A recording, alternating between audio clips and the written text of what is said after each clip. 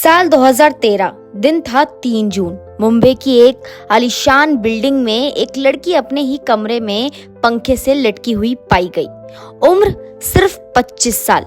नाम जिया खान। बॉलीवुड की वो उभरती हुई अदाकारा जिसने बच्चन साहब के साथ डेब्यू किया था और पूरे देश को चौंका दिया था। लेकिन अफसोस, करियर की रफ्तार पकड़ने से पहले ही उसने अपनी जिंदगी की रेस खत्म कर ली। अब सोचने वाली बात यह है कि आखिर ऐसा क्या हो गया था कि एक टैलेंटेड, ग्लैमरस और फेमस लड़की ने इतनी कम उम्र में ऐसा खौफनाक कदम उठा लिया। क्या उसके करियर में कुछ दिक्कत थी? क्या वो अकेली थी या फिर ये मामला कुछ और ही था? बात सिर्फ इतनी नहीं है कि जिया ने आत्महत्या की, बल्कि असली ड्रामा तो उसके बाद शुरू हुआ। उनकी माँ राबिया खान ने कहा कि उनकी बेटी ने आत्महत्या नहीं की, बल्कि उसे मारा गया है। जी हाँ, उन्होंने साफ साफ कहा कि ये मर्डर है और इसके पीछे कोई और नहीं बल्कि उसका बॉयफ्रेंड सूरज पंचोली है।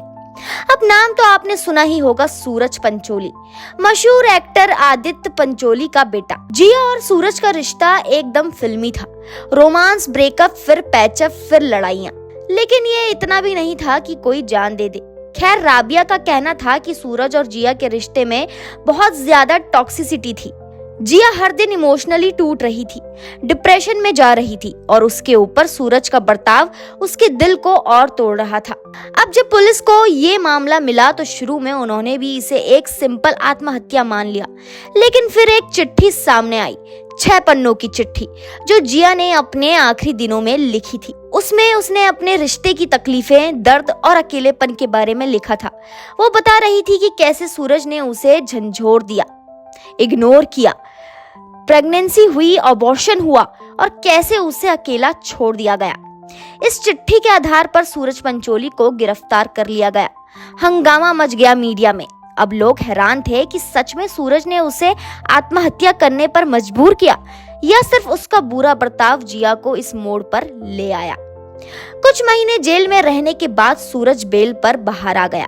फिर मामला सीबीआई के पास गया। जांच चली, सबूत ढूंढे गए, कॉल रिकॉर्ड्स, मैसेजेस, सीसीटीवी, सब कुछ खंगाला गया। लेकिन सीबीआई की रिपोर्ट में साफ कह दिया गया कि ये आत्महत्या थी। हत्या का कोई सबूत नहीं मिला। सूरज ने उसे आत्महत्या के लिए उकसाया, इसका भी ठोस सबूत नहीं मिला। लेकिन जिया की मां ने हार नहीं मानी। उन्होंने खुद ब्रिटेन से एक फॉरेंसिक एक्सपर्ट बुलवाया और उस एक्सपर्ट ने कहा कि जिया के गले के निशान आत्महत्या जैसे नहीं लगते, बल्कि ये ऐसा लगता है कि जैसे किसी ने गला घोट के उसे मारा हो, यानी कि हत्या।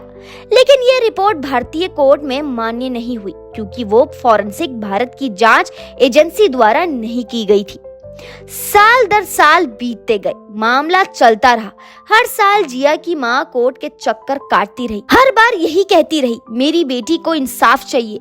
लेकिन फिर 2023 में 10 साल बाद कोर्ट ने फैसला सुनाया और सूरज पंचोली को बाइज्जत बरी दे दी गई, क्योंकि आत्महत्या के लिए उकसाने का कोई ठोस सबूत नहीं मिल पाया। फैसले के बाद सूरज ने कहा कि मेरे 10 साल इस मामले ने बर्बाद कर दिए। मैंने कुछ नहीं किया था, लेकिन मैं हर दिन एक अपराधी की तरह जीता था। मैंने फिल्मों में करियर बनाना चाहा था, लेकिन ये मामला मेरी जिंदगी पर छा गया।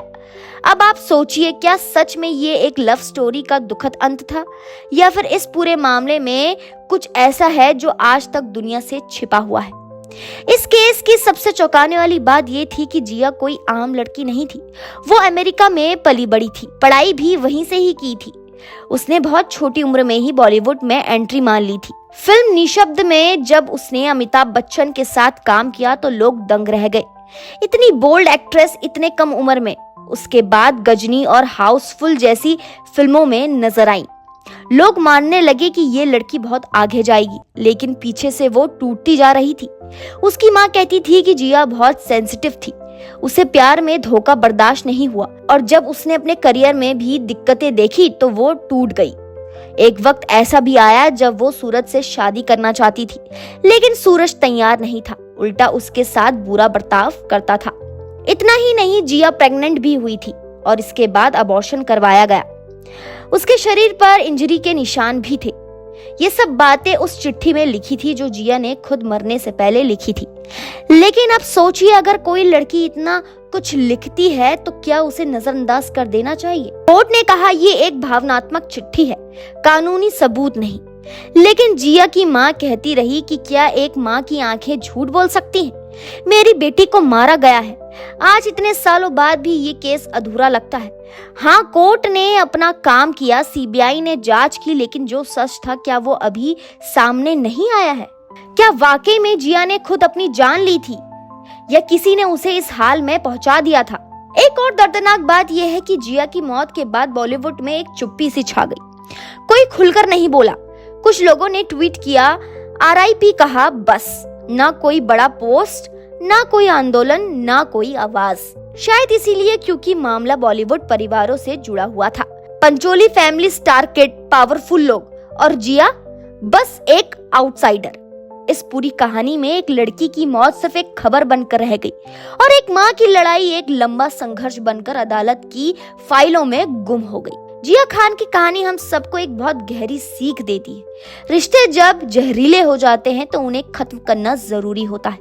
प्यार अगर दर्द देने लगे तो वो प्यार नहीं, एक जाल बन जाता है। और सबसे जरूरी बात, डिप्रेशन, अकेलापन, आत्महत्या जैसे मुद्दों को नजरअंदाज करना हमारे सबसे बड़ी गलती होती है। अगर आपके आसपास कोई है जो चुपचाप रोता है, उदास रहता है, तो सिर्फ ठीक से पूछने से काम नहीं चलेगा। उसे वक्त दीजिए, बात कीजिए, उसे ये एहसास दिलाइए कि वो अकेला नहीं है। तो अगली बार जब आप किसी मुस्कुराते चेहरे को देखें तो ये मत सोचिए कि वो ठीक है, क्योंकि कई बार सबसे बड़ी उदासी हंसी के पीछे छुपी होती है खामोशी।